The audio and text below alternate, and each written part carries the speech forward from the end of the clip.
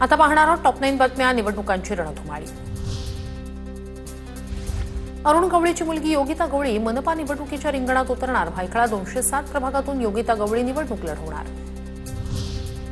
बीडच्या माजलगावमध्ये नगराध्यक्षपदासाठी खलील पटेल, माजलगावात राष्ट्रवादी नगराध्यक्षपदासाठी खलील पटेल यांचं नाव करण्यात आलं। पुढे आमदार प्रकाश सोळंके यांनी केली घोषणा।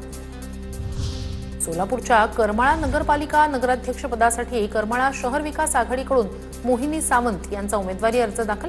मोहिनी सावंत माजी नगरसेवक संजय सावंत यांच्या पत्नी।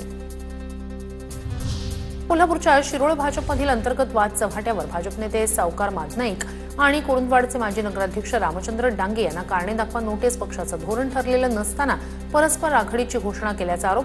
जिल्हाध्यक्षांनी नोटीस पाठवून दिला निलंबनाचा इशारा। साताऱ्यातील म्हसवडमध्ये शेखर गोरेंचं जोरदार शक्ती प्रदर्शन। म्हसवड नगरपालिकेसाठी नगराध्यक्षांसह 8 जणांचे अर्ज दाखल। शेखर गोरेंच्या गटातील 8 जणांच्या अर्जानंतर म्हसवडच्या राजकारणात खळबळ। अमरावतीच्या धारणीमध्ये ठाकरेंच्या शिवसेनेला धक्का। माजी उपनगराध्यक्ष सुनील चौथमल यांचा भाजपमध्ये प्रवेश। नगराध्यक्षपदासाठी चौथमल यांना भाजपकडून अधिकृत उमेदवारी जाहीर। नाशिकच्या नांदगाव नगर परिषद निवडणुकीसाठी शिंदेंच्या सेनेची आणि भाजपची युती। शिवसेना आणि भाजप पदाधिकाऱ्यांनी पत्रकार परिषद घेत केली युतीची घोषणा।